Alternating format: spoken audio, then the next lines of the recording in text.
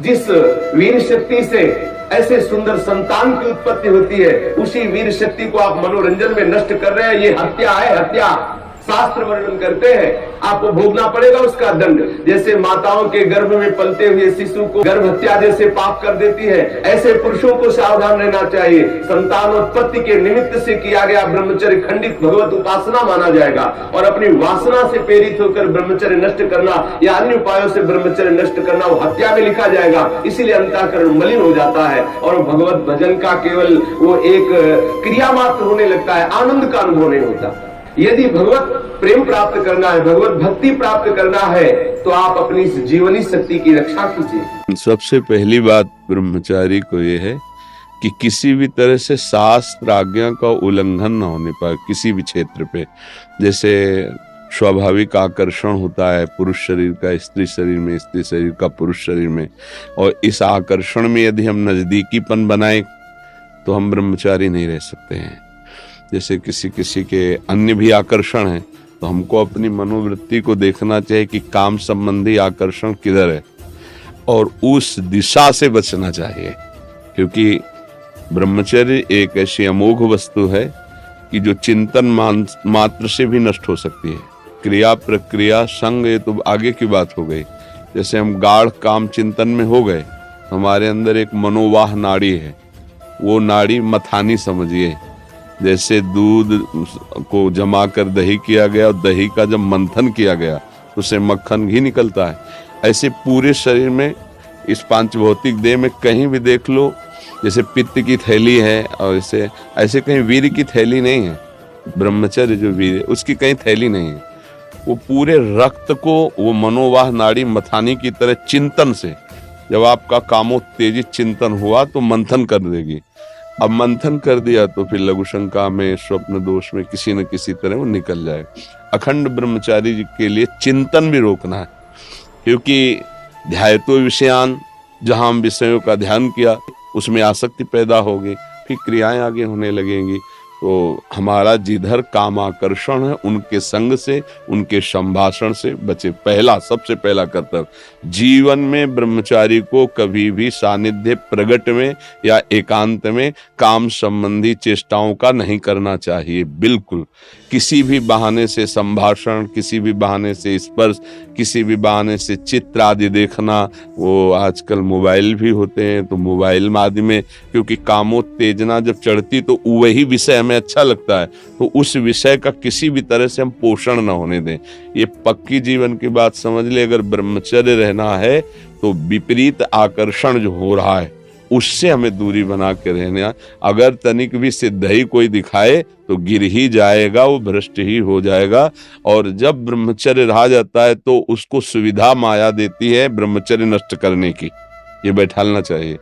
जैसे आप नियम लिए कि मैं आजीवन ब्रह्मचारी रहूंगा, तो आपको पक्की सुविधा एक समय आएगी कि आप आराम से भोग लीजिए, कोई निगेटिव नहीं, कोई नकारात्मक सोच भी नहीं आएगी। आप उसको स्वीकार करें, क्योंकि आपके व्रत को भंग करने के लिए माया ऐसी सुविधा देगी। आपको ऐसी सेवा मिलेगी या आपकी ऐसी सेवा होगी। कई तरह के विधान पेश किए जाते हैं विपरीतता अंदर पैदा करके भ्रष्ट करने के। तो साधक जीवन भर इस बात से सावधान रहे यदि नैष्ठिक ब्रह्मचर्य। दूसरी बात, जब हम स्नान करें तो नाभिदेश को बहुत ठंडा करें। ठंडे जल से नाभिदेश में यहाँ से जल को कई बार ऐसे डालें। और कभी भी किसी भी तरह से हम उन इंद्रियों को किसी भी तरह से ना छेड़ें जिनसे हमारा ब्रह्मचर्य नष्ट होता है। वो पवित्रता के लिए स्नान शौच आदि के अलावा हम उन इंद्रियों का स्पर्श भी ना करें, उन इंद्रियों को किसी तरह उत्तेजित ना करें, ये पक्का ध्यान रखें। तीसरी बात, भोजन इतना पाएं जो सुपाच्य हो और शौच पूरी साफ हो जाए। अगर कब्ज रहेगा तो फिर हमारा ब्रह्मचर्य नष्ट होने की संभावना रहती है। जिसके बहुत कब्जियत बनी रहती है तो ब्रह्मचर्य क्या है, घी समझो, वो उसको उचित आहार विहार से संयम में किया जाता है। और ब्रह्मचर्य को पुष्ट रखने के लिए कम से कम 48 मिनट बिना हिले डुले पद्मासन और सिद्धासन का अभ्यास करना चाहिए। मेरुदंड सीधी करके पद्मासन लगाना जानते हो, सिद्धासन लगाना जानते हो? सिद्धासन अभी तो ऐसे नहीं बताया जा सकता ना, क्योंकि वो क्रिया है उसमें।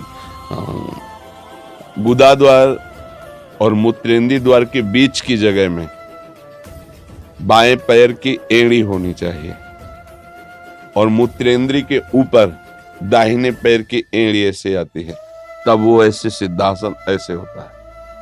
ऐसे 48 मिनट बिना हिले डुले सिद्धासन और पद्मासन का अभ्यास करे, आहार शुद्ध रखे, तो ब्रह्मचर्य ऊर्ध्वरेता होता है।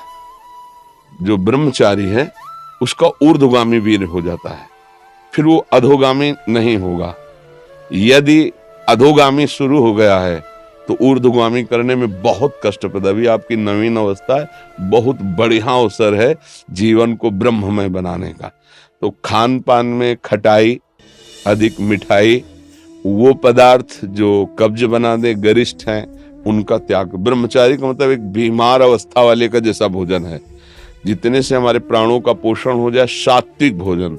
अब होटलों का भोजन खावे, खूब मिठाइयाँ खावे, सोचे ब्रह्मचारी रह जाए तो असंभव है। हाँ, मीठा आदि कभी थोड़ा लघु मात्रा में, खटाई तो बिल्कुल त्याज्य है, बासी अन्न त्याज्य है, अपवित्र स्थिति में बनाए गए अन्न का त्याग है। तब हमारा विचार शुद्ध होगा, तब सच्चा ब्रह्मचर्य है हर इंद्रिय का। वाणी का ब्रह्मचर्य व्यर्थ का बकवास नहीं, भगवत चिंतन, हितकर मधुकर वाणी। नेत्रेंद्रिय का ब्रह्मचर्य सब में भगवत भाव देखना, कहीं कोई काम आदि की चेष्टा को ना देखना। श्रवणेंद्रिय का भगवत चर्चा सुनना, शास्त्र चर्चा सुनना, व्यर्थ की बातें ना सुनना। ऐसे हर इंद्रिय का ब्रह्मचर्य हो जाएगा तो ब्रह्मचर्य का मतलब ब्रह्म में ही स्थित महापुरुष। सच्चा ब्रह्मचर्य का स्वरूप है ब्रह्म में स्थित महापुरुष, तो वह पहुंचा देगा। ब्रह्मचर्य बहुत आवश्यक है, सबको आवश्यक है।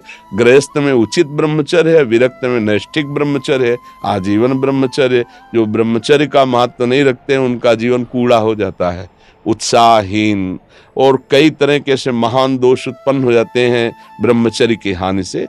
तो ब्रह्मचर्य की हानि ना होने पाए ऐसा आहार, और शयन करने में दाईं करवट का ज्यादा प्रयोग करें, दाईं करवट का। और शयन 5 घंटे से अधिक नहीं, 24 घंटे में 5 घंटे शयन पर्याप्त है। फिर आगे चल करके तो और संयम हो जाता है। तो हर समय जब आप बैठें तो मेरुदंड सीधा, इसका ध्यान रखें, आगे नासाग्र दृष्टि रखें और सावधानी से शयन करें। शयन करते समय बड़ा खतरा है। शयन के समय हमारी इंद्रियां और मन बहुत चंचल होता है। उस समय अगर ब्रह्मचारी भगवत चिंतन करते हुए, उसको नींद से मतलब नहीं है, तन्मयता धारण करते हुए नींद में चला गया तो बच जाएगा। अगर कहीं उस समय वो छूट दे दी और पास में मोबाइल है तो कभी ब्रह्मचर्य नहीं रह सकता। जैसे चौथ के चंद्रमा को देखने के लिए कलंक बताया जाता है, ऐसे बोले माताओं बहनों की तरफ एकाकार दृष्टि करके देखोगे तो तुम्हारे अंदर दोष उत्पन्न हो जाएगा। महापुरुषों ने जो कहा है कि अगर शुभ गति चाहिए, शुभ कल्याण चाहिए, तो इनके चरणों की तरफ देखो। भाव तुम्हारा शुद्ध रहेगा, बात करनी तो ऐसे बात कर लो।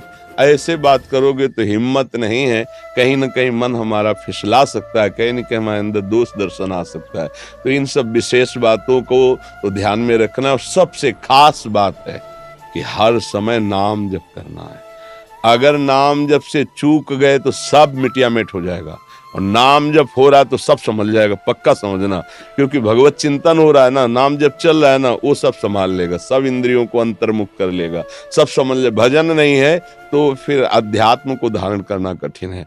हमें लगता है ब्रह्मचारी अगर सत्संग सुनने के लिए चिप वाला प्रयोग करे और सत्संग केवल, वैसे यंत्र आते हैं ना कि जैसे चिप लगा दो सत्संग सुनते रहो, मेमोरी कार्ड। हाँ, ऐसा कुछ। मतलब इसको सर्च करके हम सत्संग सुने तो कभी ऐसी बुद्धि हो जाएगी कि सर्च करके हम गलत भी देख सकते हैं। और एक बार अगर उतर गए, फिसल गए, फिर वो मतलब चढ़ पाना बहुत कठिन होता है। जैसे बालू का बांध होता है, एक बार टूट जाए फिर उसे बांधना बहुत कठिन हो जाता है। तो हमारी प्रार्थना है कि अगर आप मोबाइल रहित जीवन व्यतीत कर सके तो अच्छी बात है। वास्तविक जब हम प्राणों को समर्पित करके निकले तो मोबाइल क्या चीज है। अगर सत्संग आपको सुनना है तो आप किसी भी भाई से मिलते तो है ही, समाज है, तो वो YouTube से आपके सत्संग को भर देगा, आप उसको सुन लिया, फिर आप नवीन भरवा लीजिए। यंत्र रखिए, पर मन को संभालने के लिए अगर ये कहीं भूल से ऐसा कुछ हो गया तो फिर बहुत ही, तो हमें लगता है साधक को तो सावधान रहना चाहिए। दिन भर तो शांति हो, जब शाम के शयन करने जाए और मोबाइल पास है तो मुझे लगता है खतरा पास रखा हुआ है। थोड़ा 10-20 वर्ष ब्रह्मचर्य रहो, फिर आप देखो कैसा आनंद आता है। कोई भी सर्दी, गर्मी, बरसात, मान अपमान, दुख सुख छू नहीं पाता। हर कष्ट को सहने की सामर्थ्य ब्रह्मचारी के अंदर होती है। तो इसलिए नाम जप करो, और जो जो कहा है तो इसको बार बार सुनना। हाँ, ब्रह्मचर्य के लिए ये बहुत आवश्यक है कि हम कोई किसी भी तरह इंद्री का दुलार न करें, किसी भी तरह हम ऐसा आहार न करें, किसी भी तरह हम ऐसा व्यवहार न करें, तो हमारा ब्रह्मचर्य पुष्ट हो जाएगा।